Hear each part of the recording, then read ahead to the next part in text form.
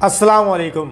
आज हम mechanical aptitude के पुली के क्वेश्चन सोल्व करेंगे। सबसे पहले हमने गियर्स के किए, उसके बाद हमने पैडल्स के किए। आज पुली के करने के लिए मैं आपको एक बहुत आसान और छोटा सा फॉर्मूला बताऊंगा। आप पुली के जितने भी क्वेश्चन होंगे, जिस तरह के भी होंगे, चंद सेकंड के अंदर आप सोल्व कर लोगे।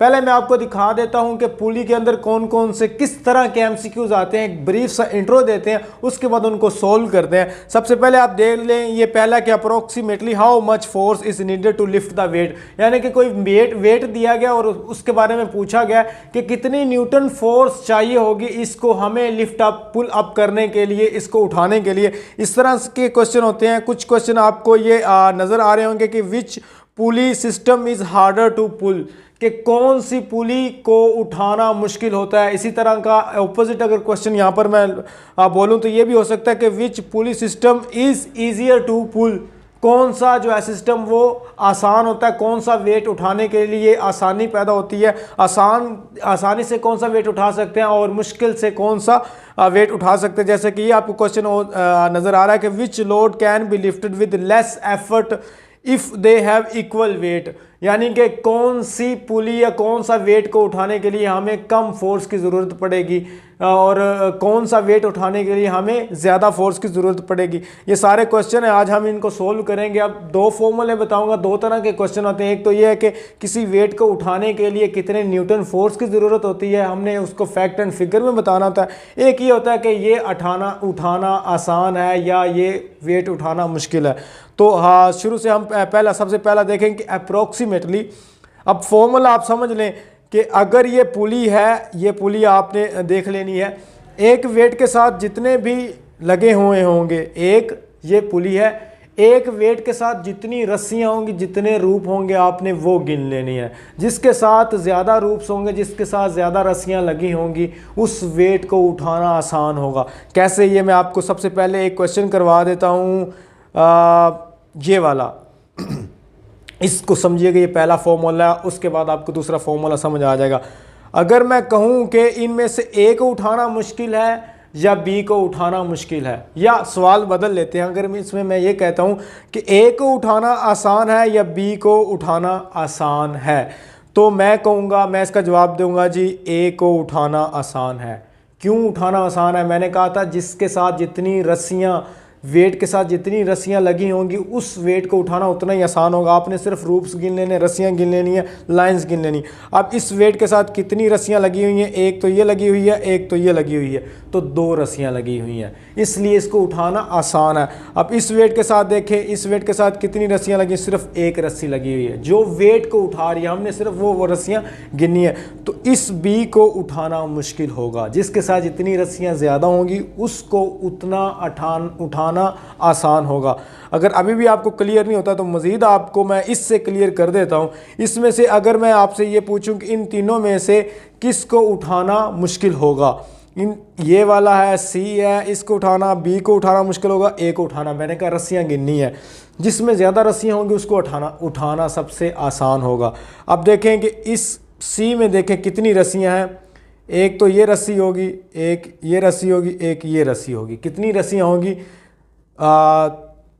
3 रस्सियाँ होगी। 3 रस्सियाँ इस वेट के साथ, तो इसको उठाना सबसे आसान होगा। इसमें देख लें, बी में, इसमें एक रस्सी ये है, एक रस्सी ये है, तो कितनी रस्सियाँ हैं? 2 रस्सियाँ। इसको उठाना सी की निस्बत थोड़ा मुश्किल होगा। अब ए देख लें, ए में सिर्फ एक रस्सी है, तो इसको उठाना सबसे मुश्किल होगा। आई होप आपको समझ आ गई होगी। अब हम करते हैं ऐसे क्वेश्चन जिसमें ये पूछा जाता है कि अगर एक वेट दिया गया हो तो उसको उठाने के लिए कितने न्यूटन फोर्स की ज़रूरत पड़ती है। एक तो हमने जनरल बताया कि कौन सा उठाना आसान होता है, कौन सा उठाना मुश्किल होता है, जिसमें ज़्यादा रस्सियाँ लगियाँ हों। ये हम दोबारा फिर भी 1-2 क्वेश्चन कर लेते हैं, लेकिन ये मैं पहले आपको बता देता हूँ। ये वही फॉर्मूला कि जिसको उठाना आसान उसको ही होगा जिसके साथ ज़्यादा रस्सियाँ लगी। अब हम फोर्स कैसे, कितने न्यूटन चाहिए होगी। अब अगर ये 18 पाउंड, IBS से मुराद 18 पाउंड है, वेट का ये यूनिट है, तो अगर 18 पाउंड है तो वो कहता है कितना पाउंड हमें चाहिए, इसको कितने न्यूटन फोर्स हमें चाहिए होगी इसको उठाने के लिए।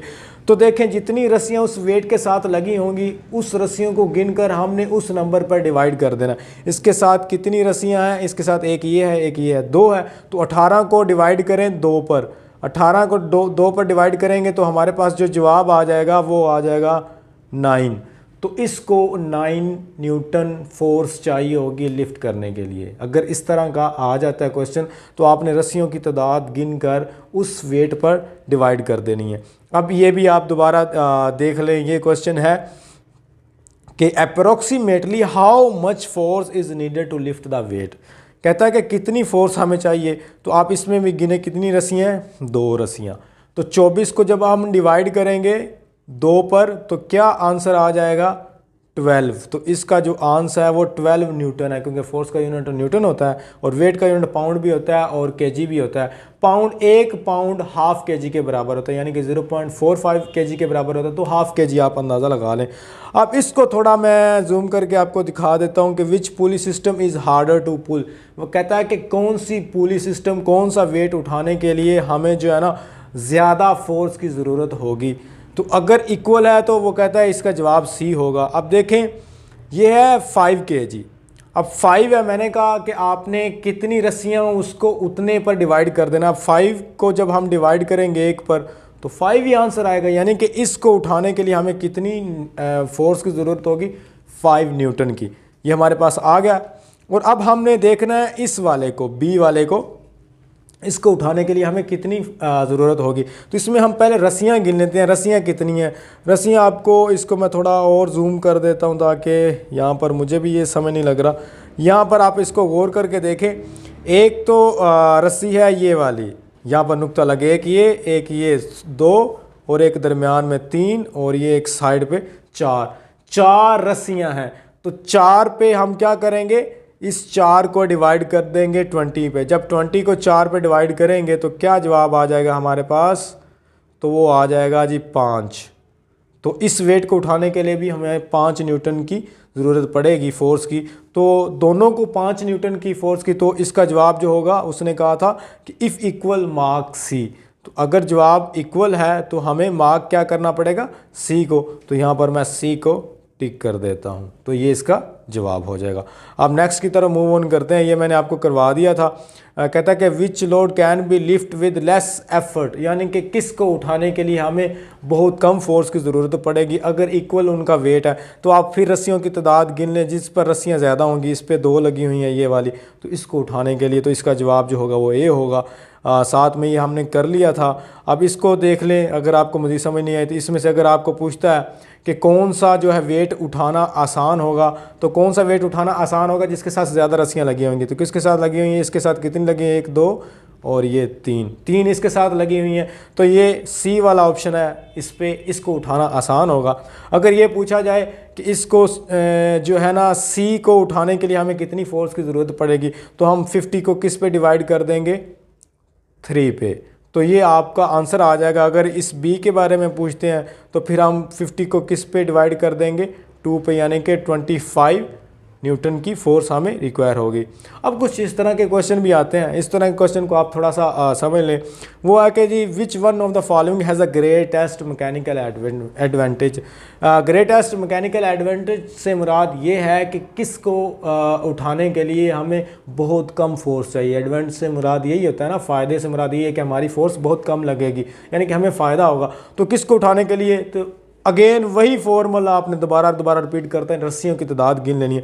इसमें आप देखें डी वाले में देखें 4 रस्सियाँ लगी हुई हैं।